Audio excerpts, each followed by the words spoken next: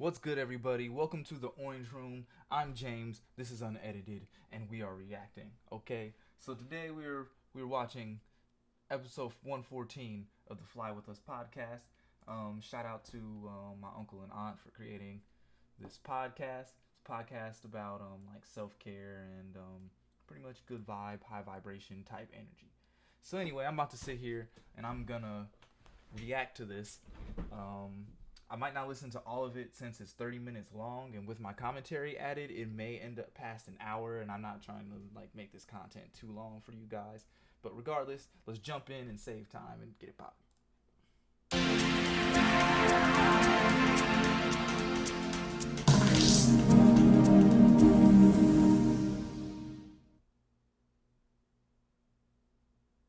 Good morning, good afternoon, good evening, and good night. Welcome to the Fly With Us podcast. This podcast is bringing the art of conversation, self-love, self-care, mental health care and protection, life lessons, love lessons, everything in between. Today, we're going to talk about building your support system. I'm Lady Bounce. And I am Picket Fence. All right, hit us with that mindfulness minute. What you got today? Right, what you got? What you got? Hit us with the good stuff. Take time to reflect on the people and the things around you. It is in these quiet moments that inspiration grows and we recognize the miracle of life. No day should ever be so hectic that there is not time in it for solitude and reflection. Word up. So let me Real shit. ask you before we get deep into this topic, how many times a day are you able to stop and quietly or even out loud reflect on your life, the people in it, the things you want in it that are not there?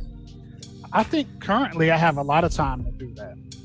And I try to do that a few times a day since I have the time right now. And I think about not only the people I have in my life, but I think about the things that they inspire me to do. I try to draw inspiration for them. I try to map out things that, as a whole collective, we can accomplish. So yeah. How about you? I know you don't. You live a busy day, so. Yeah, I have a busy day, but I do mindfully take time in my day to reflect. I usually do that now around the time that I decide to have lunch, because I close my office door, I turn off my lights, I change my music to something that's more soothing and less built for productivity, like I do normally, where I'm listening to like my R&B or my old school hip hop that's keeping me jazzed and pumped up to keep going. I usually put on like some light jazz, smooth jazz, or even some like soundscapes type of things, the kind of music that I listen to when I'm getting a massage.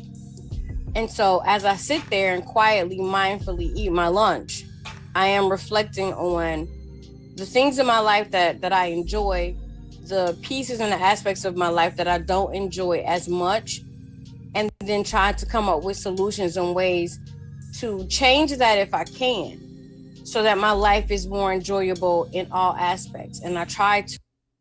That sounds like mad peaceful. Like I need to start doing that on my lunches. I am not living my best life after listening to her describe that. I want that experience. Where do I get that?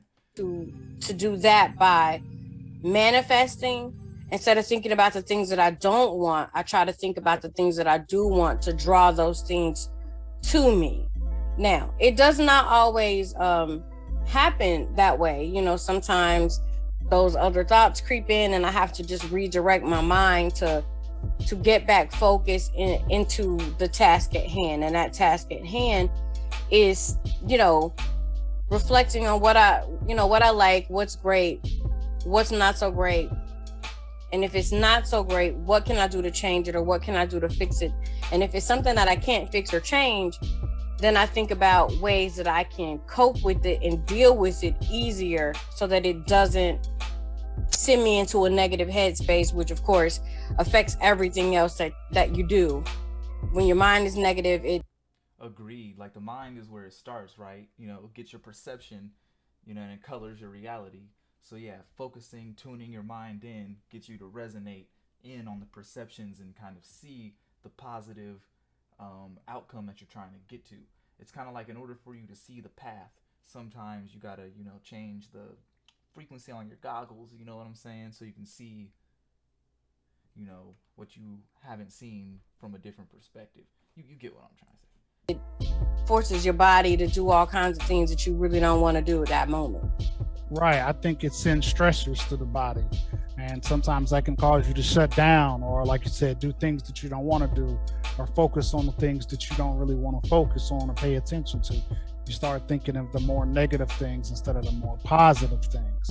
I think that it definitely causes a stressors in your system. So here's something that you can think about when those moments come. I am formless. I am energy. I am light. I am vibration. I breathe in the energies of peace and harmony. I breathe out the energies of anger and fear. I become lighter with each breath, in and out, calming and expelling. I become free from each pass of air into my lungs, letting go of my burdens and cares. I am formless. I am boundless energy. Now, now we all know that we're all. Hold on, let me go back a couple seconds. This is how you know we're related, and this is my uncle. Look at him with that branded towel placed very inconspicuously. You ain't slick, uncle. I see what you did there with the product placement. The humans, everything on here in this earth is energy, constantly flowing back and forth. We just have to really be mindful of where we direct our energy. And like you were saying, a lot of times we aren't being conscious and we let our minds flow into that negative energy side. And I think that that's another reason to have a good support system.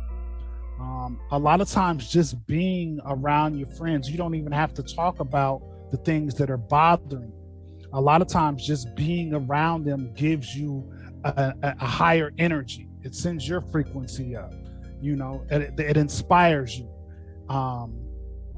It feels great to have that human companionship, especially with people that you love and care about. I mean, it's different from being at work. Even though you may have friends at work, not even friends, you have associates at work, and you may be cool with the people you work with, but that's not your crew. Right. Those ain't the people you get down and just really go all out for. The people that you live or die for, ride or die for. So those people may not inspire you or motivate you. It's good to have a support system, like I said, that you don't even have to talk. Just being in the circle uplifts your spirit, inspires you, especially if you're a teacher. If you have friends outside of work that are into teaching and educating, being around them, you could bounce off ideas to each other. Because I think that in our society, we have a real problem right now. And I'm speaking in your case, where we have a lot of so-called educators that just fell into the job, and Shots fired. their motivation isn't really set on inspiring and motivating the future. They may just be like, hey, I know math, I'm gonna teach this math class.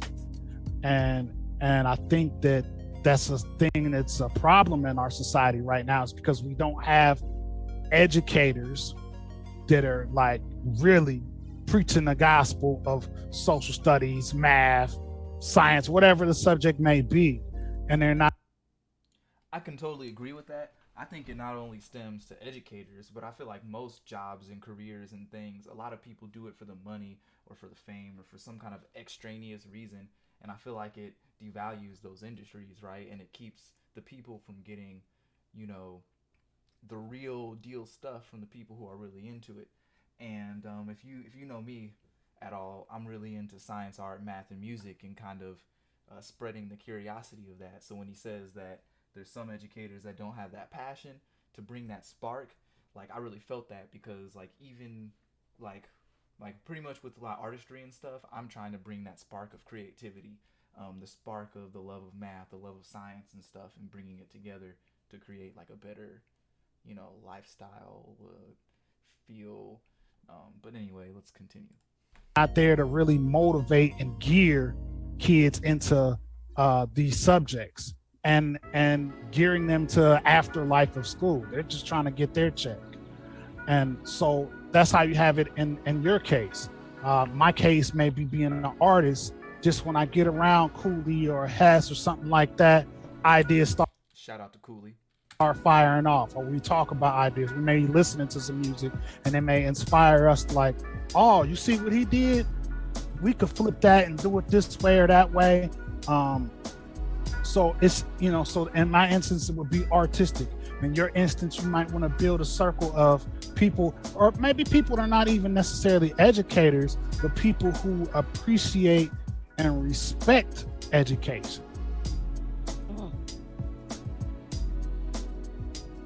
You know what I mean? I do.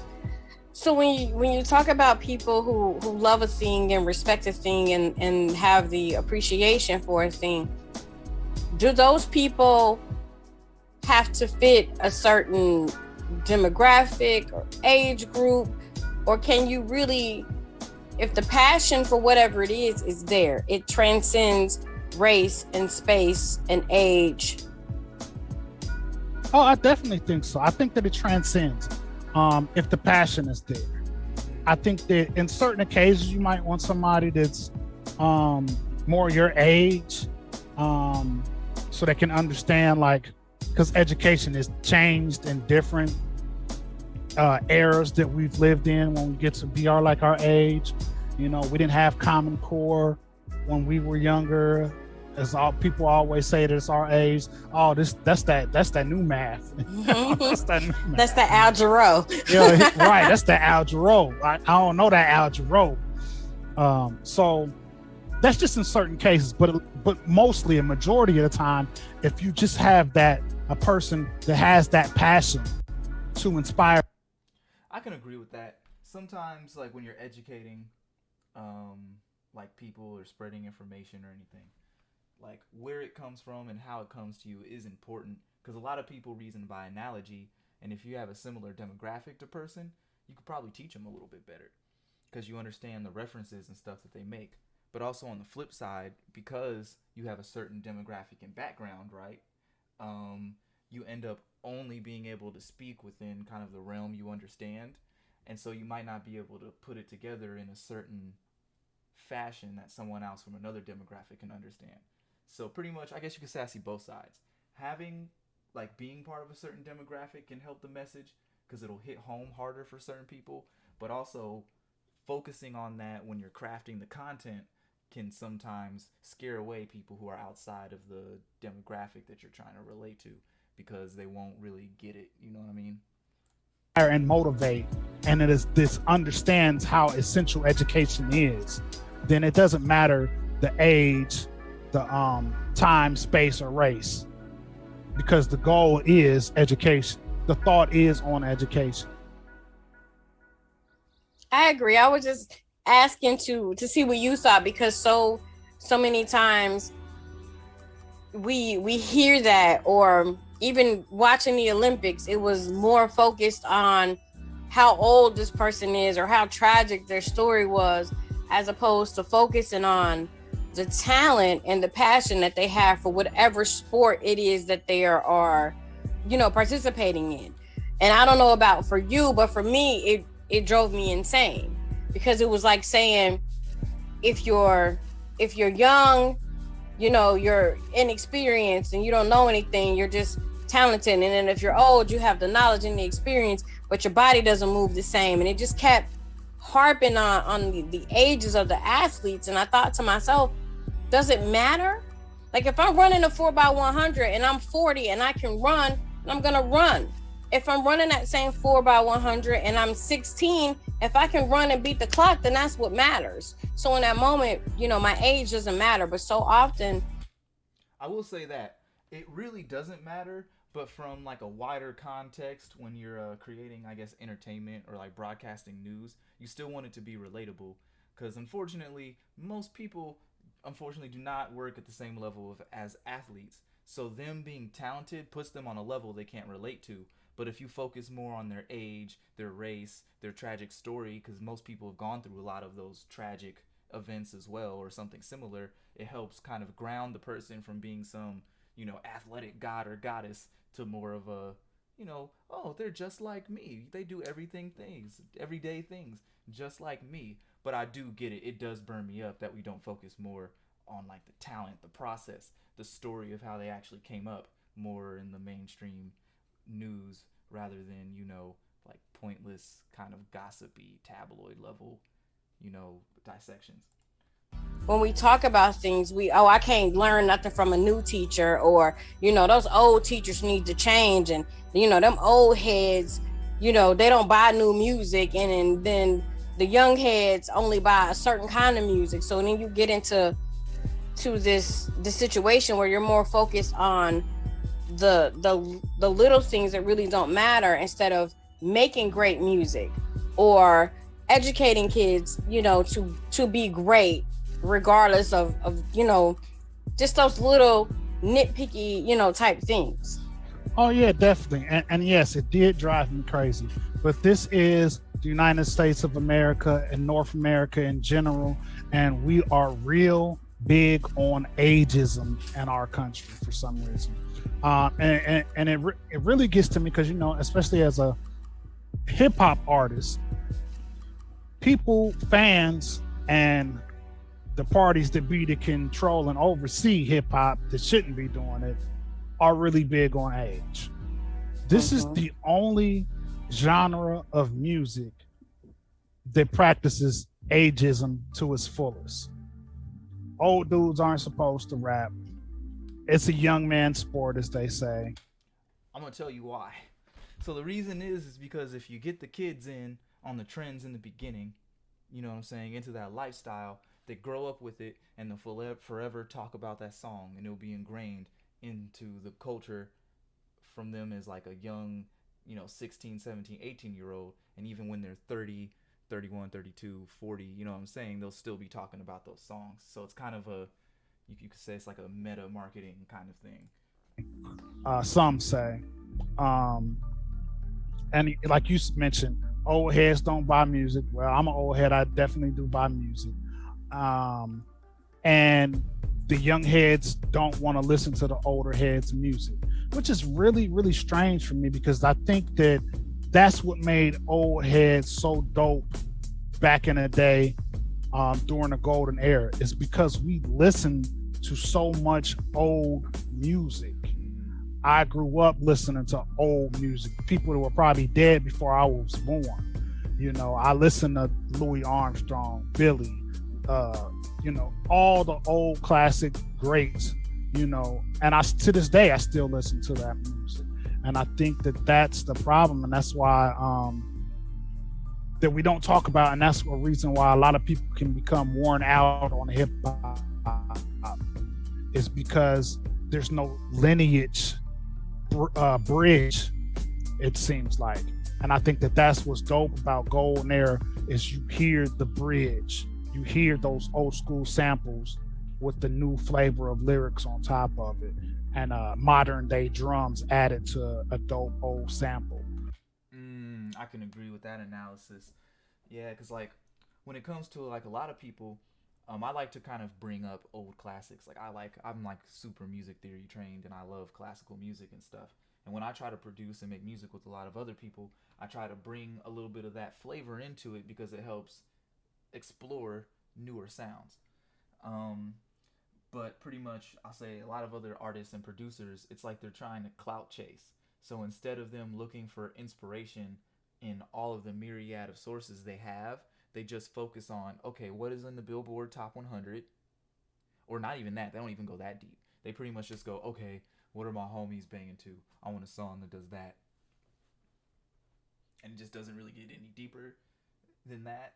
And so it ends up where there's no real inspiration other than what's popular, and it kind of ends up just looping in circle. And that's what he was saying, where there's no sense of lineage, right?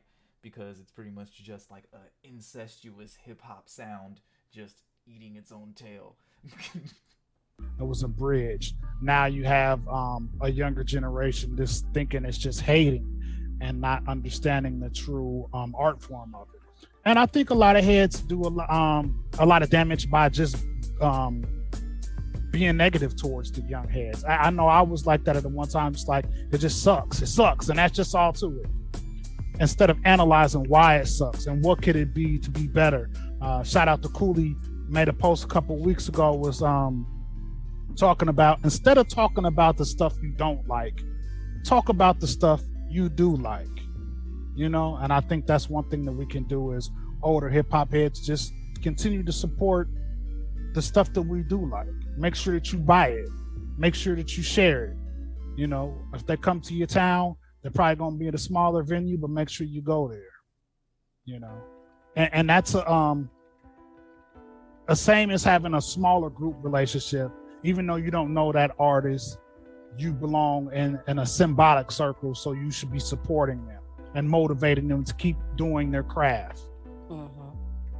So even though those artists don't know us personally as fans, we're their support system, and we should do that. I like that. So as we're talking about support, I always say that there's different levels of support, and not only are there levels of support, you can have different groups that support you, even if those groups don't necessarily mesh together. So I say that to say, your friends over here can support you and have your back, and your friends over here can support you and have your back, but these friends don't necessarily have to be friends with each other. And I think a lot of times we make that mistake and we try to put these different personalities together. Well, if you love me and you support me and you got my back, you love me and support me and got my back, that means y'all should all be one big gigantic friend group. And that's not necessarily, it's not needed. And that's not always the case, because I believe that you have friends for a season, and you have friends who support you in different seasons of your life and different aspects of your life. So my career friends who really, really support my career may not know how to give me the support that I need to be a good wife or to be a good mother. And so I'm not leaning on them and relying on them for that kind of support, because I don't want to put them in a position to feel like they have to offer me something that they cannot. I want my friends to be able to be free and be in whatever lane of my life that they choose to be in and offer me that support. So for our listeners, I really want you to understand that your good girlfriend that you go hang out and kick it with doesn't necessarily have to support the bad things that you do or the things you do that don't agree. Right. I agree with this riff. This is something that I had to learn, I guess, as I was developing my personal self, my personal brand, and even my brand, Katakage Brands. I noticed that, like, the people who supported me for different reasons, and sometimes they just didn't like certain versions of my content.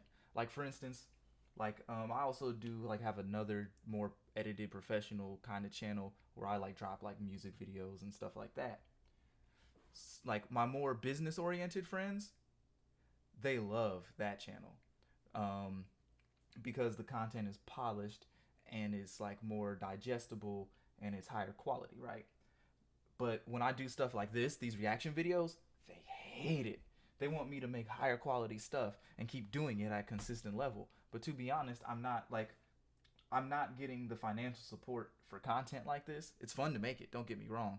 But it's kind of like, if 10% of my income is coming from making content like this, right? I'm only going to put in 10% of the effort.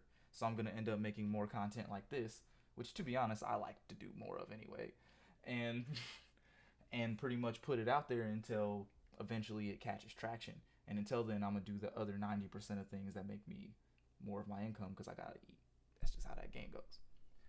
And so pretty much I realized that even within my brand, as one brand, I have to kind of segment out who sees what content, and what I send it to, in order to keep them supporting me and not getting mad, but it's still one kind of cohesive system, if that makes any sense of how it relates to that. with her. Not that you do bad things, but she doesn't have to agree with all of those. She doesn't have to support you in that aspect. Her role in your life may just be that friend that lifts your spirits when you are down, and when you are having, a really sad moment where you are thinking about things that you probably shouldn't be thinking about. You probably don't want to take that to your friend who's your Debbie Downer, who is already upset, because you already know she's going to indulge you, or he's going to indulge you in your pity party. Mm-hmm. So if you are trying to get out of said pity party, then that wouldn't be the one that you call. You know what I'm saying? Mm-hmm. So I say that to say, just, you have different friends for different arenas, for different support areas of your life, and that is okay.